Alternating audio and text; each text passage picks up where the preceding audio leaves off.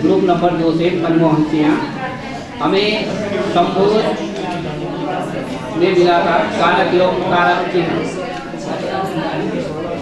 अपेक्षित सीखने के प्रतिफल, छात्र कारक चिन्हों का प्रयोग वाक्यों में करते हैं, छात्र कारक चिन्हों को परिभाषित करते हैं, छात्र विभक्ति क्रमों में चिन्हों की पहचान करते हैं, छात्र कारक चिन्हों के द्वारा वाक्यों का निर्माण स्वयं करते हैं। संबोध से संबंधित अवधारणात्मक पूर्व ज्ञान, छात्र कारक चिन्हों की सामान्य जानकारी रखते हैं, छात्र कारक की सामान्य जानकारी रखते हैं, छात्र वाक्य में कारक चिन्हों को सामान्यतः पहचानते हैं। त्रुटि विश्लेषण के लिए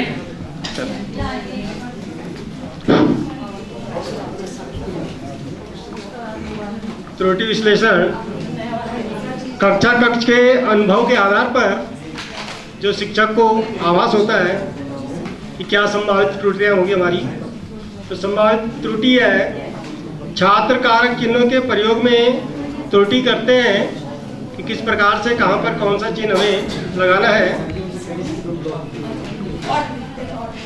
जिसका संभावित समाधान निकाला हमने। छात्रों को श्यामपट्ट के माध्यम से कारक चिन्हों का प्रयोग कराएंगे, विभिन्न उदाहरण लिख करके, और फिर उन पर बच्चों के द्वारा ही कहेंगे आप लगाइए कहाँ पर कौन सा चिन्ह लगना चाहिए। दूसरा है संभावित त्रुटि, विभक्ति चिन्हों को क्रमबद्ध करने में त्रुटि करते हैं बच्चे। और फिर संभावित समाधान है छात्रों को ही श्यामपट्ट अथवा चार्ट के माध्यम से देंगे। तीसरी संभावित त्रुटि है संबोधन चिन्हों को लगाने में त्रुटि करते हैं, श्यामपट्ट के माध्यम से संबोधन शब्दों के साथ संबोधन चिन्हों का प्रयोग करना सिखाएंगे। चौथी है छात्र तृतीया एवं पंचमी विभक्ति के प्रयोग में त्रुटि करते हैं, क्योंकि दोनों के कारक चिन्ह सेम होते हैं, तो वहाँ पर बच्चा नहीं समझ पाता है कि कहाँ पर कौन सा चिन्ह लगेगा। तो संभावित समाधान अध्यापक श्यामपट्ट के माध्यम से तृतीय एवं पंचमी विभक्ति के उदाहरण देकर शंका समाधान करेंगे। तो सुझावात्मक शिक्षण विधियां हमने पहले ली हैं, व्याख्यान विधि और साथ में बच्चों का समूह बनाकर, क्योंकि अभी हमारे पास जो हमारी दल की सदस्य संख्या है वो कम है, इसके लिए हमें कम से कम 14 बच्चे चाहिए, ताकि हम जिस प्रकार से चार्ट पर हमने दिखाया है उस प्रकार से हम कक्षा में ही बच्चों की रो बनाएंगे और अलग अलग बच्चे को अलग अलग नाम देंगे। फिर जाकर के उन्हें जिस प्रकार से कारक भेद बनाया है तो एक रो उसकी बना देंगे, प्रथमा द्वितीय तृतीय चतुर्थी पंचमी षष्ठी सप्तमी और संबोधन की, और उधर से उसके बताएंगे चिन्ह, और फिर एक एक करके उनको समझाते जाएंगे कि कारक के कितने भेद हैं। तो बच्चे को उस प्रकार से क्रमशः खड़ा करते जाएंगे, और फिर उसी प्रकार से दूसरी रो में जो उसके कारक के जो चिन्ह है, जैसे यहाँ आया है प्रथमा द्वितीय, तो बच्चे को रो में खड़ा करेंगे, पहला दूसरा तीसरा चौथा पांचवा, और संबोधन आ जाएगा। फिर उसी के हिसाब से फिर से प्रथमा में जिस प्रकार से आया कर्ता, काम को करने वाला कर्ता कारक कहलाएगा, और जिसका फिर चिन्ह उसी की साइड में बगल से दूसरा छात्र खड़ा कर दिया जाएगा, उसको चिन्ह का नाम दे देंगे ने। ठीक उसी प्रकार से फिर द्वितीय जिसका कर्म कारक है और चिन्ह हो गया को, तो ठीक उसी के बगल से दूसरा छात्र हम खड़ा कर देंगे, और इसी प्रकार का क्रमशः तृतीय चतुर्थी पंचमी षष्ठी सप्तमी और उसके कारक चिन्ह हिसाब से भी बच्चों को खड़ा करेंगे, और फिर एक एक बच्चे को लेकर के उसमें उदाहरण देंगे। जैसे हमने दिया है प्रथमा में, क्या हो गया, कारक चिन्ह हो गया ने, क्योंकि इसमें क्या है, कर्ता कारक है और बीच में जो संबंध स्थापित कर रहा है वो ने चिन्ह है। ठीक उसी प्रकार से दूसरे बालक को और उसके बगल से जो दूसरा बालक खड़ा है जो उस चिन्ह का क्या कर रहा है, प्रतीक चिन्ह बना हुआ है वहां पर, तो हमारा क्या हो जाएगा को। उदाहरण देंगे, राम ने मोहन को पुस्तक दी, तो वहां पर हम एक पुस्तक अपने हाथ में रख सकते हैं और उस बालक को देंगे। आप उसे कहेंगे इस पुस्तक को इस बालक को दे दो, तो वहीं पर वो स्पष्ट हो जाएगा ये हमारा क्या है, कर्म कारक है। तृतीय है द्वारा, तो सीधा बच्चे को हम वहीं पर एक कॉपी और एक पेन दे सकते हैं और फिर कहेंगे कि लिखो, पेन से कोई शब्द लिखने को कहेंगे कि कोई शब्द लिखो, तो फिर वहाँ पर क्या हमारा स्पष्ट हो जाएगा कि जब किसी भी साधन से हम क्या करते हैं, कोई कार्य करते हैं, किसी की मदद लेकर के, वही क्या है, वो कारक हो जाता है। और उसका चतुर्थी में आ जाएगा संप्रदान, किसी को कोई चीज देने के लिए, ठीक है। जिस प्रकार से लक्ष्मण ने भरत के लिए संदेश भेजा, उसने संप्रेषण किया है, उसका जो कोई संदेश आया होगा उस बालक को दे दिया है। इस प्रकार से हमारा क्या हो गया, ये चतुर्थी विभक्ति हो गया है और चिन्ह है इसका के लिए।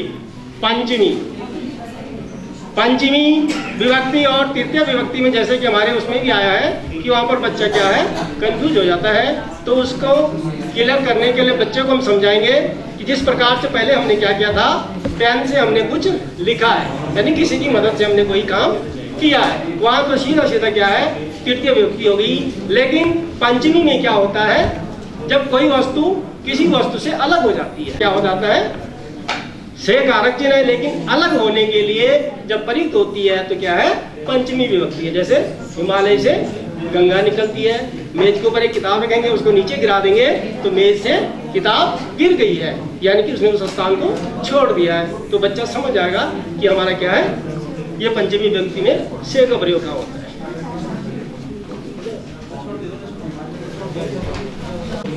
ये कारक विभक्तियों का जो मेरे से पहले पंचमी विभक्ति तक जो है स्पष्ट कर लिया है, इससे पहले मैं यहाँ स्पष्ट कर दूँ कि बच्चे को जो है कारक विभक्तियों की अवधारणा से प्रथमा कर्तानि, द्वितीया कर्म को तृतीया करण से, ताकि बच्चा कहीं पर भी जो है उसको जो है प्रथमा द्वितीया और कर्ता कर्म करण इस प्रक्रिया से उसको बार बार जो है अभ्यास करा के अच्छी तरह से उसको तैयार कर लेंगे, ताकि किसी भी वाक्य में हम बच्चे से पूछें कि इस वाक्य में कौन सी विभक्ति है, तो बच्चा जो है चतुर्थी के स्थान पर संप्रदान भी कह सके कि ये संप्रदान है। प्रथमा कर्तानि, द्वितीया कर्म को तृतीया करण से चतुर्थी संप्रदान के लिए पंचमी उपादान, षष्ठी समंत और सप्तमी अधिकरण, इस अवधारणा से बच्चे को अभ्यास द्वारा अच्छी तरह अवगत करा देंगे। अब मैं आपका ध्यान जो है अपने चित्र के माध्यम से करना, पूर्णतः जो है अनेक ऐसे उदाहरण, अनेक स्थूल और मूर्त ऐसे उदाहरण दे करके, ताकि बच्चे का ज्ञान जो है परिपक्व हो जाए कि इसमें पंचमी विभक्ति होती है ऐसे वाक्यों में। इस प्रकार के अनेकों कराएंगे।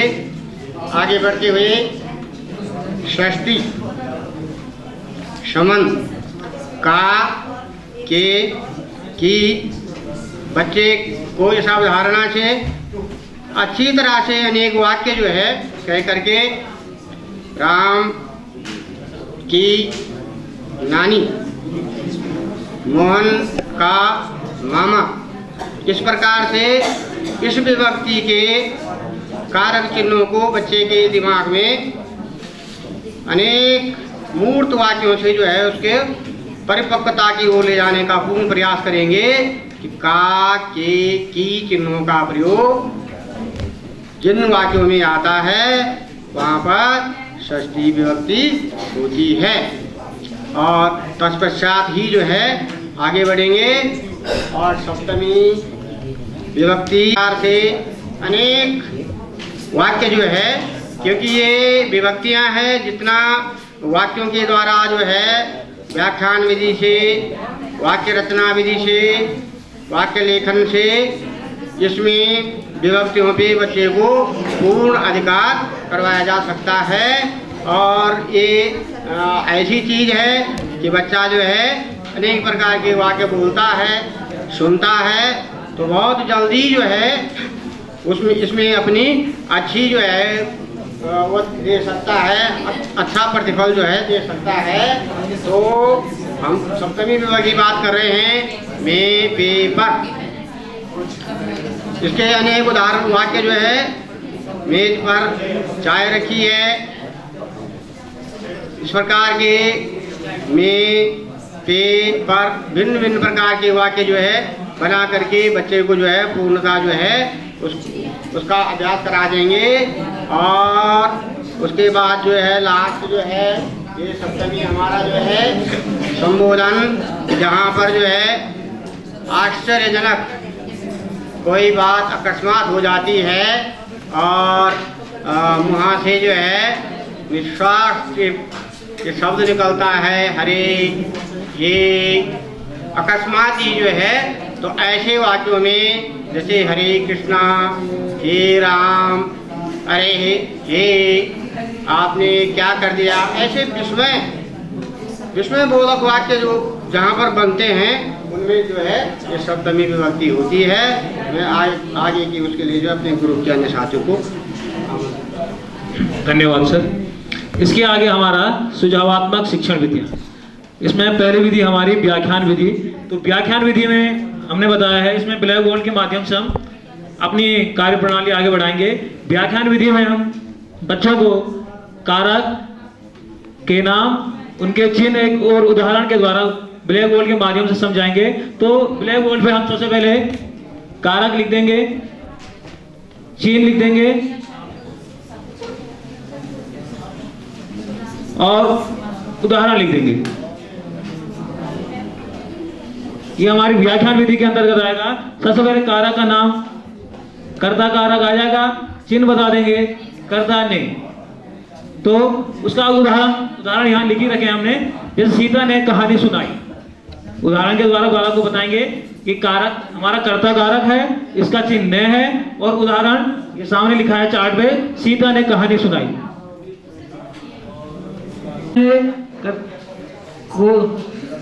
वो चिन्ह, इसका भी उदाहरण चार्ट के माध्यम से भी बताएंगे। चार्ट में भी हमने बनाया है। तो जैसे राम ने मोहन को राम ने मोहन को पुस्तक दी। तो यहाँ पे चिन्ह के बारे में अंडरलाइन करते रहेंगे। करता है ने चिन्ह यहाँ पे प्रयोग हुआ है, कर्म का यहाँ पे को प्रयोग हुआ है। फिर करण, तीसरा है करण कारक, इसका चिन्ह होगा से। इसका उदाहरण यही चार्ट के माध्यम से लिखती है। तो बालक को बताया जाएगा कि यहाँ पे करण कारक है, इसका चिन्ह से होता है और उदाहरण के द्वारा बताएंगे ये से चिन्ह यहाँ पे है। इसी प्रकार ये सभी कारक हम एक एक करके बच्चों को बताएंगे। तो ये हमारी व्याख्यान विधि हो जाएगी। दूसरी विधि है इसके अंतर्गत हमारी उदाहरण विधि। उदाहरण विधि में बालकों को कुछ उदाहरण देंगे और पता करेंगे कि बालक समझने में सक्षम हुए हैं कि नहीं। अध्यापक बालक छात्रों से कुछ उदाहरण लेकर श्यामपढ़ के माध्यम से उदाहरणों में कारक चिन्हों का प्रयोग करना सिखाया जाए। जैसे बताएंगे पुस्तक मेज के ऊपर रखिए, गिरता है।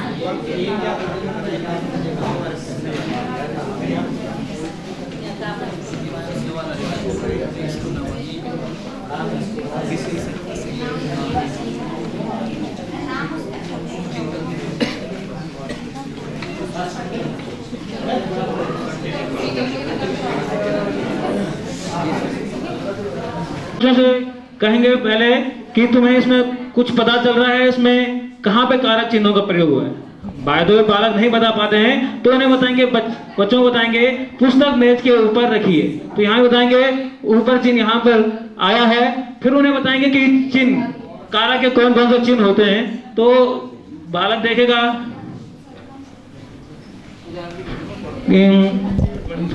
यहाँ बच्चा यहाँ पे जैसे कंफ्यूज हो सकता है कि से चिन्ह दो जगह इस राजा कलम से लिखता है, यहाँ भी से चिन्ह आया, यहाँ भी से चिन्ह आया। तो बालक को यहाँ पे बताया जाएगा कि यहाँ पे जहाँ पे कोई भी चीज अपनी मूल वस्तु से अलग हो रही है वहां पर कौन सा कारक आएगा? अमुक है। और इसी क्रम में आकलन की जो रणनीति है वो प्रश्नोत्तर द्वारा कारक चिन्हों को पूछकर बच्चों से वाक्यों में प्रयोग करवाकर कारक चिन्हों की पहचान करेंगे, जैसे अभी सर ने सामने बताया, और कारक की परिभाषा को।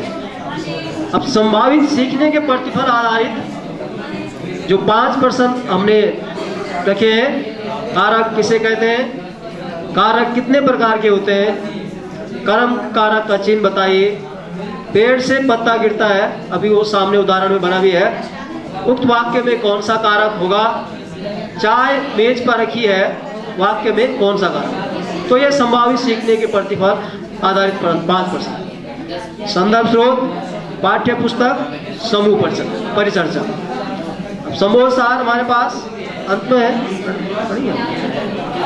समूह सार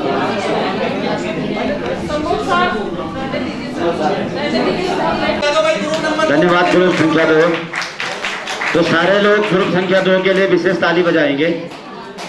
विशेष ताली जरा एक बार, चलो इसमें पंचताली का प्रयोग करेंगे आप, और मैं निवेदन करूंगा कि हमारे साथियों का पंचताली का प्रदर्शन दिखाएं। पंचताली शुरू कर।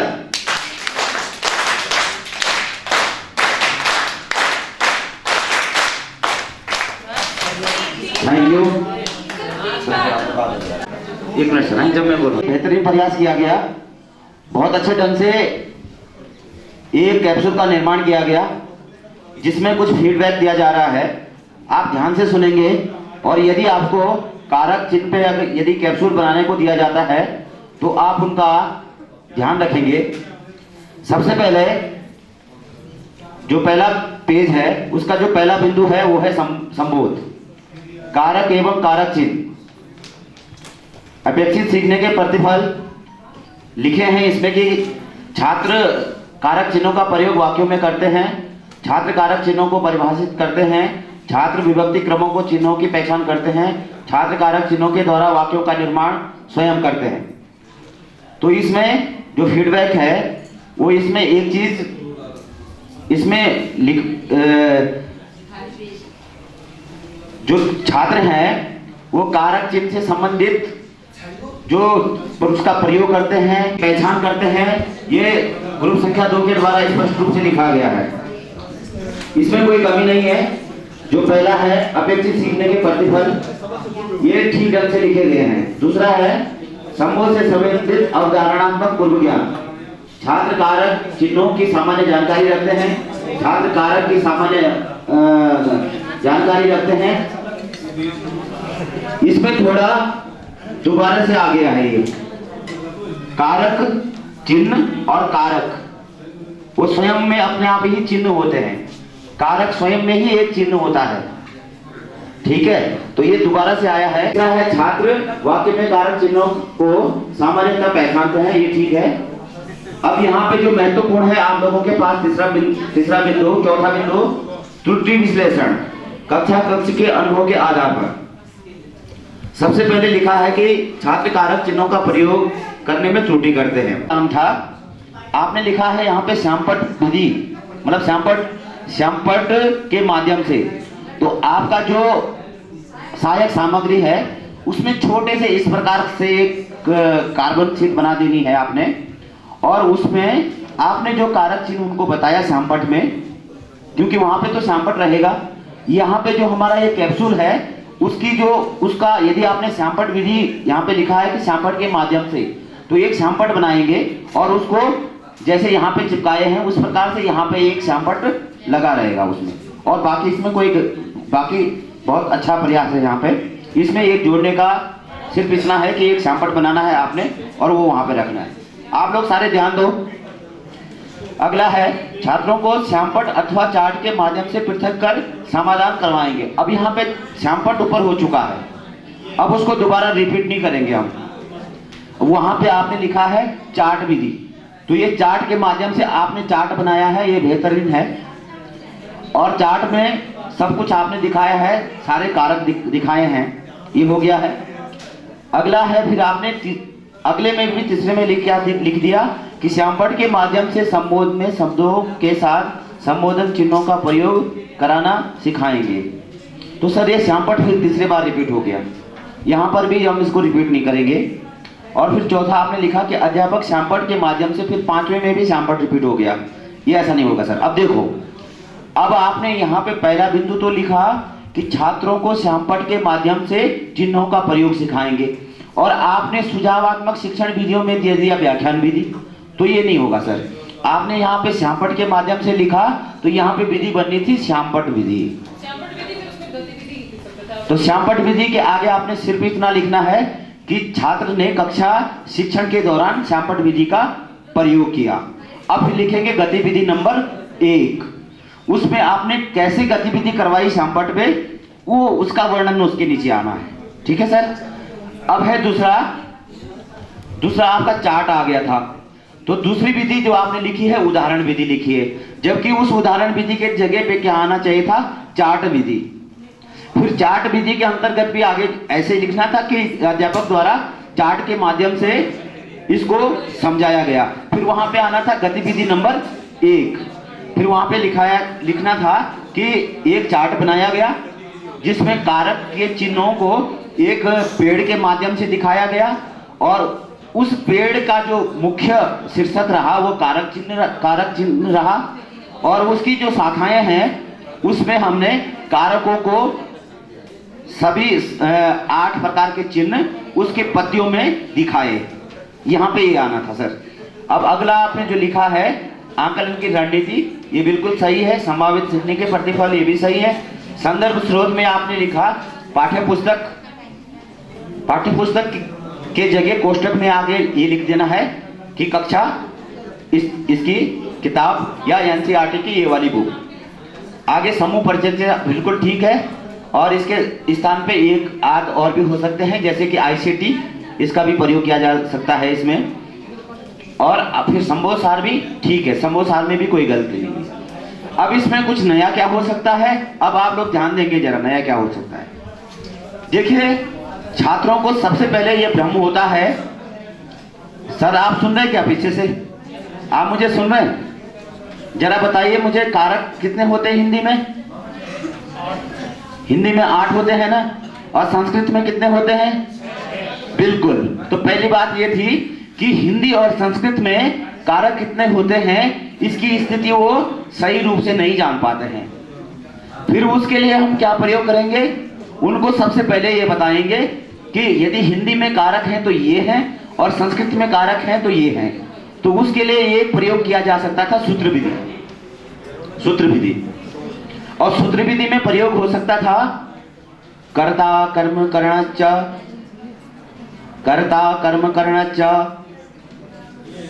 संप्रदानम तथैव च अपादानम अधिकरणम कारकाणि षष्ठः।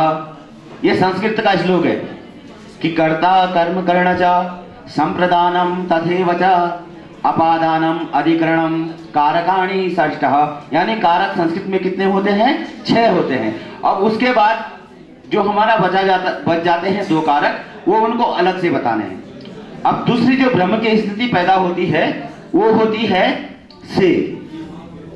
राम द्वितीय में और पंचमी में क्या है कि पेन से लिखता है और हिमालय से निकलती है।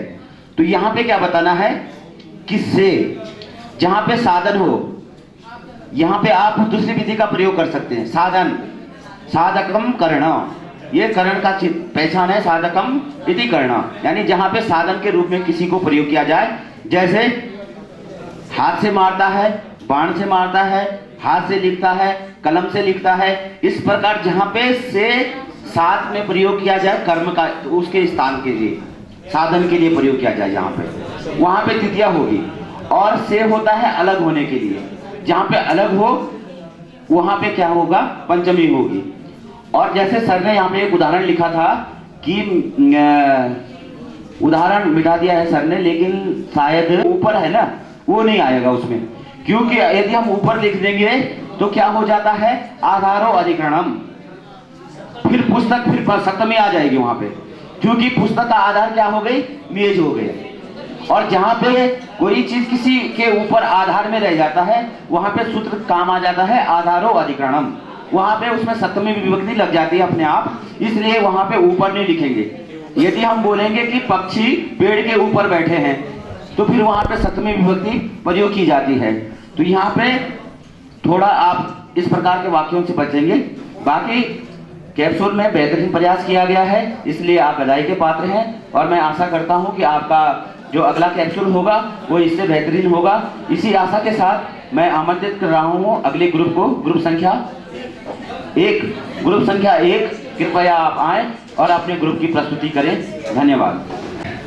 जो आजकल माँ बापों की, जो माँ हमारे मम्मी पापा उनकी जो स्थिति चल रही है उस पर ये 4 पंक्तियां हैं। माँ बाप क्या कहते हैं, देखिए कि हमें ठुकरा दिया तुमने फिर भी हम जान देते हैं, हमें ठुकरा दिया तुमने, वाह वाह करते रहा करो जरा, फिर भी हम जान देते हैं, अब ध्यान देते हैं, न जाने क्यों मगर दुनिया में अब ऐसा भी होता है, न जाने क्यों मगर दुनिया में अब ऐसा भी होता है, भुला देते हैं क्यों उनको जो एक पहचान देते हैं, भुला देते हैं क्यों उनको जो एक पहचान देते हैं। जब कोई किसी से मिलकर बिछड़ जाता तो उसका दर्द क्या होता है। आप बहुत सारे लोग ऐसे हैं जो युवावस्था से गुजर रहे हैं और बहुत से ऐसे हैं जो गुजर चुके हैं, तो दोनों के लिए ही आपको अगर अपनी पुरानी यादें ताज़ा हो जाएं तो हाथ उठा के ताली बजाना कि तुम हुए बेवफा क्या थी मेरी खता, तुम हुए बेवफा क्या थी मेरी खता, बेवफा क्या थी मेरी खता, आंखों में डाल आंखें मुझे दो बता, क्या मैं लायक नहीं आपके प्यार के, क्या मैं लायक नहीं आपके प्यार के, कुछ कहो तो सही कुछ चले तो पता, कुछ कहो तो सही कुछ चले तो पता। अभी है टाइम पर देने जा रहा था तो अगले दिन मेरा पेपर था और मुझे किसी ना किसी राइटर की आवश्यकता होती थी लिखने के लिए, तो जिसको बोल रखा था उस राइटर ने क्या किया, लास्ट में मना कर दिया कि भाई मैं नहीं आ पाऊंगा। तो अगले दिन पेपर है लेकिन ये गज़ल के 2 शेर बन गए कि करके भरोसा आप पर पछता रहे हैं हम, खुशियों के नहीं गम के गीत गा रहे हैं हम। और इससे मैंने सोचा कि ये तो पूरी गज़ल बन सकती है और पेपर छोड़ के, पेपर भूल गया मैं कि सुबह पेपर है, इस गज़ल को लिखने में लग गया। तो ये गज़ल देखिए, करके भरोसा आप पर पछता रहे हैं हम, खुशियों के नहीं गम के गीत गा रहे हैं हम, खुशियों के नहीं गम के गीत गा रहे हैं हम।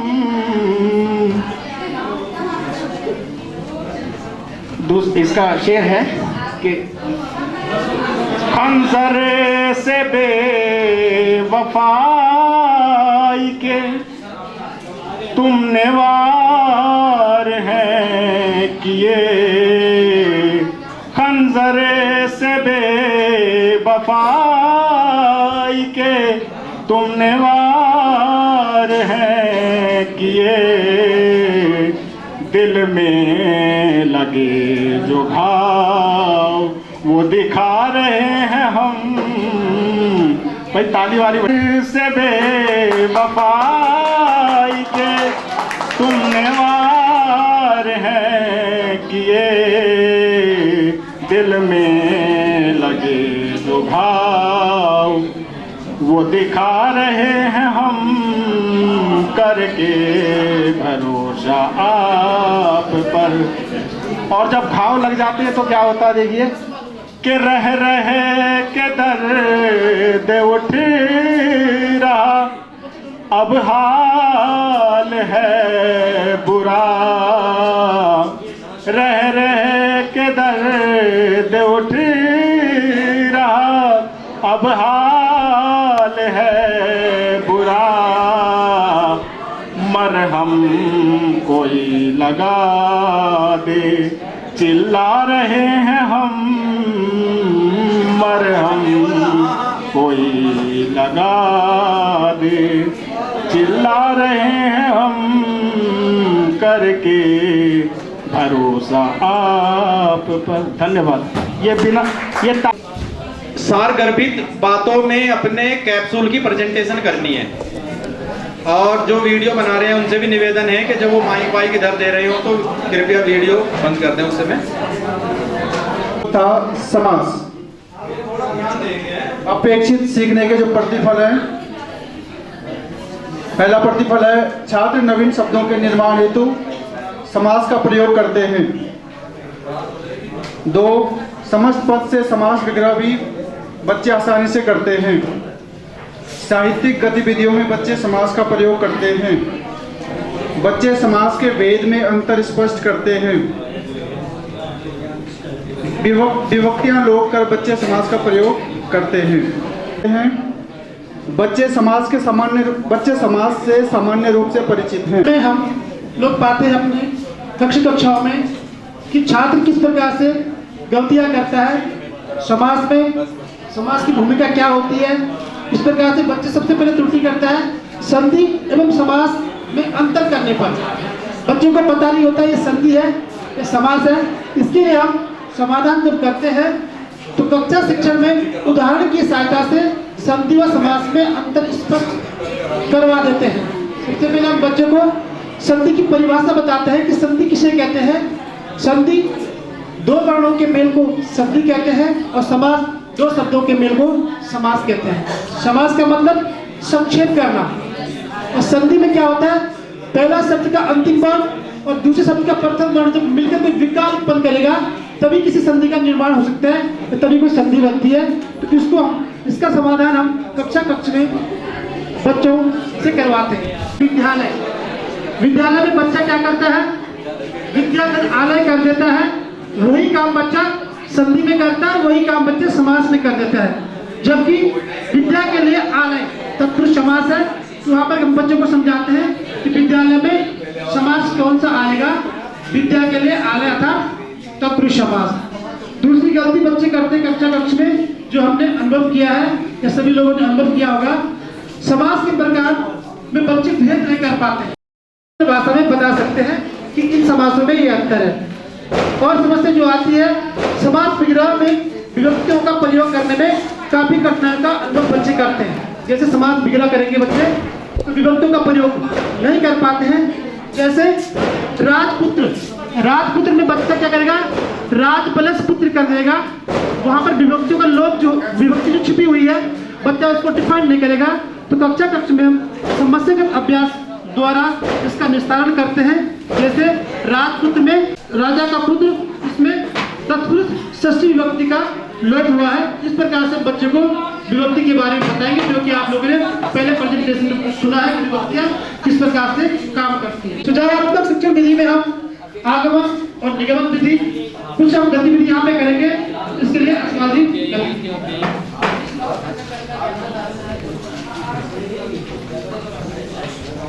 सब नियम पे ले जाएंगे। निगमन विधि में हम पहले परिभाषाएं वगैरह बता देंगे और उसके बाद बच्चे को उदाहरण देकर समझाएंगे।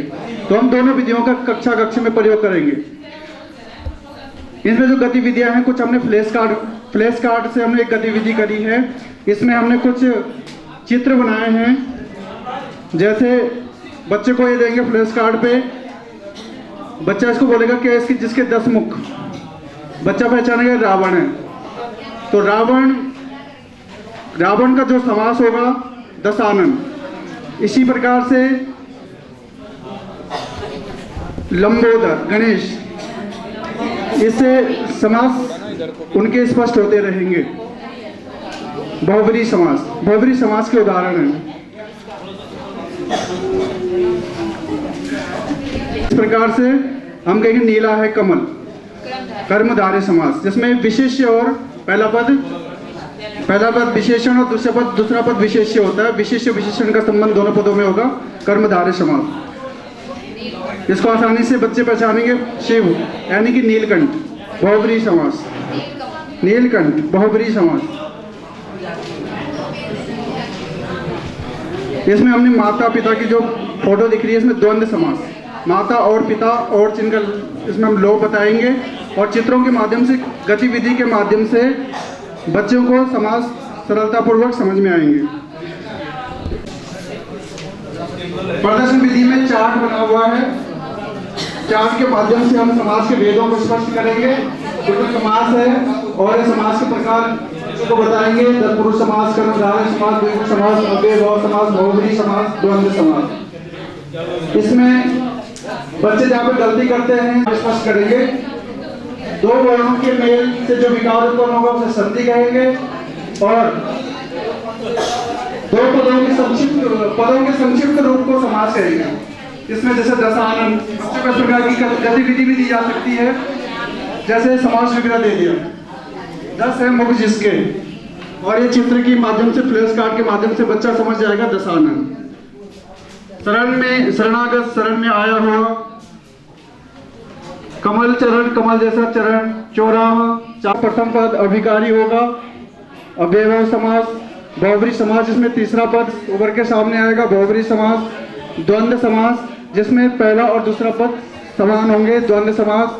तत्पुरुष समास, ये आपकी विभक्तियों पे चलेंगे। प्रथमा तत्पुरुष, द्वितीय तत्पुरुष, तृतीय तत्पुरुष समास, चतुर्थ। इस प्रकार से हम बच्चे को क्लासरूम में समास के प्रकार स्पष्ट करवाएंगे और इस चार्ट के माध्यम से बच्चा समास के प्रकारों से अवगत हो पाएगा।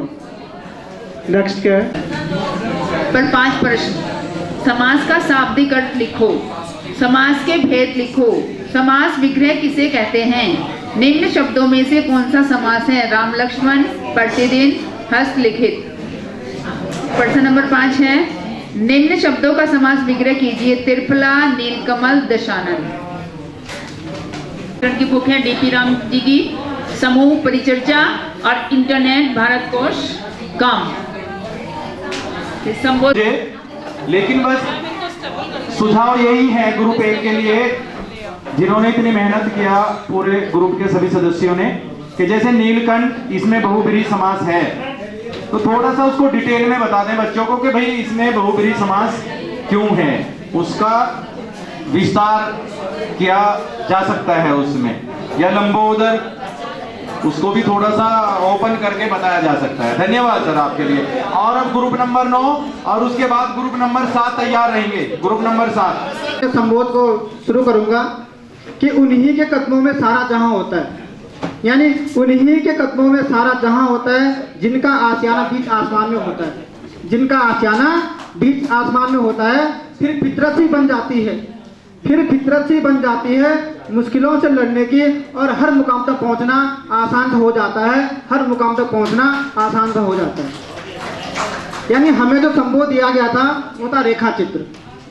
तो जो इसका दूसरा पॉइंट है अपेक्षित सीखने के प्रतिफल, यानी ये वे प्रतिफल हैं जो हम कक्षा में बच्चों को पढ़ा चुके हैं।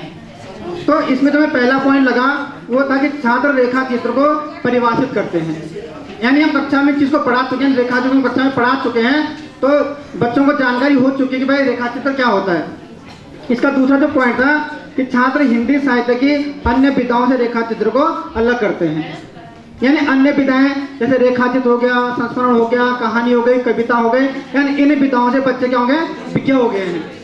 और जो तीसरा पॉइंट है कि किसी व्यक्ति, वस्तु या घटना का रेखाचित्र तैयार करते हैं, यानी हमको बता चुके हैं कि भाई रेखा चित्र क्या होता है।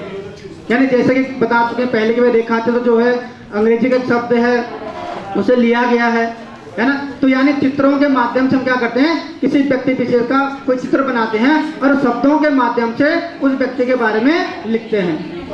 छात्र रेखा चित्र संस्मरण में अंतर स्पष्ट करते हैं। यानी हम छात्रों को बता चुके हैं कि भाई रेखा चित्र क्या होता है और संस्मरण क्या होता है। और संस्मरण में जो हमारी पुनरावृत्ति, जो हमारा कोई व्यक्ति है, कोई जो वास्तविकता होती है, मतलब है ना, उसे हम क्या कहते हैं, संस्मरण कहते हैं। तो इसका तीसरा पॉइंट है कि संबोध से संबंधित अवधारणात्मक पूर्व ज्ञान। तो जो पहला था कि हिंदी साहित्य की गद्य कविताओं की जानकारी रखते हैं, यानी बच्चों को हिंदी गद्य की थोड़ा कविताओं के बारे में उनको जानकारी है। दूसरा पॉइंट है कि रेखाचित्र के विषय में अल्प ज्ञान रखते हैं, यानी बच्चे रेखाचित्र के विषय क्या करते हैं, अल्प ज्ञान रखते हैं, यानी मुझे पूरी जानकारी इस बारे में नहीं है, पूरी समझ उनको नहीं है। तीसरा पॉइंट है कि छात्र कुछ रेखाचित्र लिखने वाले लेखकों के विषय में जानते हैं, जैसे महादेव वर्मा हो गया, नामदेव बेनीपुरी हो गया, यानी कुछ कवियों के नाम उनको पता है जो क्या कहते हैं, रेखाचित्र लिखते हैं। अब चौथा पॉइंट है त्रुटि विश्लेषण कक्षा कक्षिकन 2 के आधार पर। तो इसमें जो है छात्र रेखाचित्र को परिभाषित करने में कंफ्यूज होते हैं कि भाई रेखाचित्र क्या होता है और संस्मरण क्या होता है। तो इसका जो समाधान है वो है कि कक्षा में रेखाचित्र का अर्थ बताएं, जो मैंने आपको पहली बार बताई थी कि भाई रेखाचित्र क्या होता है, संस्मरण क्या होता है। और हमको पता है कि बच्चे ये त्रुटि करने वाले हैं कि भाई रेखाचित्र क्या होता है, संस्मरण क्या होता है। तो इसका जो समाधान है कि कक्षा कक्ष में रेखाचित्र और संस्मरण में अंतर बताकर, यानी हम उनको अंतर बताएंगे कि भाई रेखाचित्र क्या होता है, संस्मरण क्या होता है। तीसरा है कि रेखाचित्र लिखने में उचित शब्दों के प्रयोग करने में त्रुटि करते हैं, यानी उचित शब्दों के प्रयोग में क्या करते हैं, त्रुटि करते हैं। तो यानी रेखाचित्र जो है कैसे लिखा जाता है, कौन कौन से बिंदु उसमें होने चाहिए। तो इसका जो समाधान है कि स्वानुभव के माध्यम से रेखाचित्र लेखन का अभ्यास करवाकर, यानी हम बच्चों को अभ्यास करवाएंगे कि भाई रेखाचित्र जो है इस प्रकार से लिखा जाता है और इन शब्दों का समावेश उसमें किया जाता है। आगे के लिए मैं सर को बुलाऊंगा। अंतर्गत जो हमारा अगला संबोध है सुझावात्मक शिक्षण विधियाँ, यानी इसके लिए क्या क्या हम विधियाँ अपना सकते हैं, ऐसी विधियाँ जिनके माध्यम से बच्चा रेखा चित्र के बारे में जान सके। तो एक हमने शब्द चित्र विधि ली कि कक्ष में छात्रों को किसी व्यक्ति विशेष का रेखाओं के माध्यम से चित्र बनवाना और फिर शब्दों के माध्यम से उस व्यक्ति का अपने शब्दों में वर्णन करने को कहेंगे। इसका हमने एक रेखा चित्र बनाया है, मैं आपका ध्यान है बाल गोविंद भगत। तो उनके बारे में कहा जाता है कि बाल गोविंद भगत एक मंझले कद के, नाटे कद के एक व्यक्ति हैं जो जटाजूट तो नहीं रखते लेकिन दाढ़ी रखते हैं और कबीरपंथी टोपी पहनते हैं, रामनंदी तिलक पहनते हैं। तो इनका जो खाका है बच्चों के मन में, वो रेखा चित्र के माध्यम से हमने इस तरह का हम समझा सकते हैं, उनको एक चित्र के माध्यम से बता सकते हैं कि रामनंदी तिलक क्या चीज़ है। मानो रामनंदी तिलक लगाते हैं और कबीरपंथी टोपियाँ, यानी टोपियों के भी यहाँ पे अलग अलग प्रकार हैं। तो कबीरपंथी कैसी टोपी पहनते थे, हाथ में उन्होंने खंजरे लिए हुए हैं, उनके तन पर बहुत कम कपड़े पहनते हैं, लेकिन दिखने में तो साधु लगते हैं लेकिन वे गृहस्थ हैं। तो इस माध्यम से हम बच्चों को बेहतर ढंग से रेखा चित्र के माध्यम से जो है शिक्षण कार्य करवा सकते हैं। एक है प्रत्यक्ष विधि, माना हमने कक्ष में किसी एक छात्र को खड़ा करके उसके बारे में शब्दों का रेखांकन करने को कहेंगे। हमारी कक्षा है और इन्हीं में से किसी छात्र को बोला बेटा आप खड़े हो जाओ, और अन्य छात्रों को बोला कि आप इनके बारे में, माना ये आपके कोई आदर्श है या कोई विशेष व्यक्ति है, आप अपने मन में कोई बिंब बनाइए और फिर इनके बारे में लिखिए। तो इस तरह से भी हम रेखा चित्र के माध्यम से बेहतर ढंग से बच्चों को कक्षा में एक सुझावात्मक विधि का प्रयोग कर सकते हैं। अगला है हमारा अभ्यास विधि। रेखा चित्र संबंधित विभिन्न पाठों का अभ्यास करवाकर रेखा चित्र से संबंधित जितने जो भी पाठ हैं हम किताबों का संकलन करेंगे, इंटरनेट के माध्यम से हम निकालेंगे ऐसे पाठ जिनका बार बार बच्चा अभ्यास करे और रेखा चित्र को समझ सकें। तो इस तरह से हम बेहतर ढंग से सुझावात्मक विधियों का प्रयोग कर सकते हैं। और अगले संबोध के लिए मैं सर को संबोध के लिए हमने कौन सी आंकलन रणनीतियाँ तय की हैं, इसके लिए पहली रणनीति है समूह चर्चा द्वारा।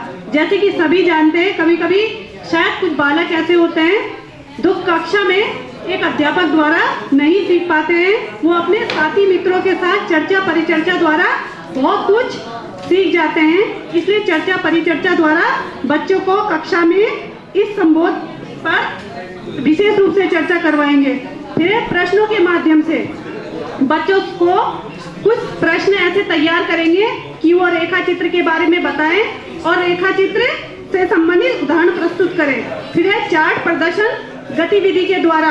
चार्ट में हम कुछ व्यक्ति विशेष, कुछ वस्तु विशेष आदि के चित्र बनाएंगे और छात्रों से कहेंगे कि वह उस पर कुछ शब्दों द्वारा अंकन करें।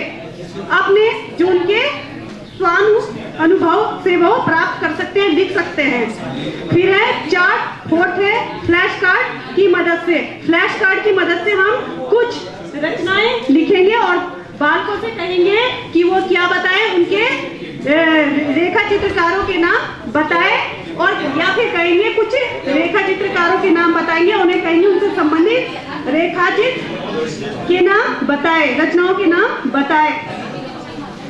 उदाहरण के लिए जैसे हमने फ्लैश कार्ड पर लिखा है बोलती प्रतिमा, तो बच्चों से पूछेंगे बताइए इसके रेखा चित्रकार कौन है, तो बच्चे बताएंगे गेहूं और गुलाब जैसे रचना है।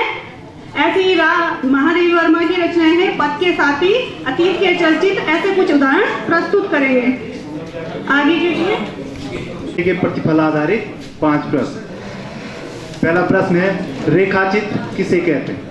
जो हमारा पहला प्रश्न होगा छात्रों से वो होगा कि रेखाचित्र किसे कहते हैं। दूसरा होगा रेखाचित्र और संस्मरण में अंतर बताइए। तो जैसे रेखाचित्र हम उनको बताएंगे छात्रों रेखाचित्र क्या है, किसे कहते हैं, और दूसरा जो होगा रेखाचित्र और संस्मरण में क्या अंतर है। तीसरा जो प्रश्न होगा रेखाचित्र अंग्रेजी के शब्द ... से बना है। रेखाचित्र क्या है, अंग्रेजी के किस शब्द से बना है, उसको रिक्त स्थान की पूर्ति करेंगे। और चौथा जो प्रश्न होगा वो है पद के सारथी, पद के जो साथी है वो किसकी रचना है। पांचवें में होगा किन्हीं 2 प्रमुख रेखा चित्रकारों के नाम लिखिए। और जो संदर्भ स्रोत है वो हमने लिया है कक्षा 10 की पाठ्य पुस्तक क्षितिज, विश्वजाल के द्वारा पत्र पत्रिकाओं के माध्यम से, और प्रमुख रेखा चित्र रचनाकारों की जो पुस्तकें हैं उससे हमने इसको बनाया है।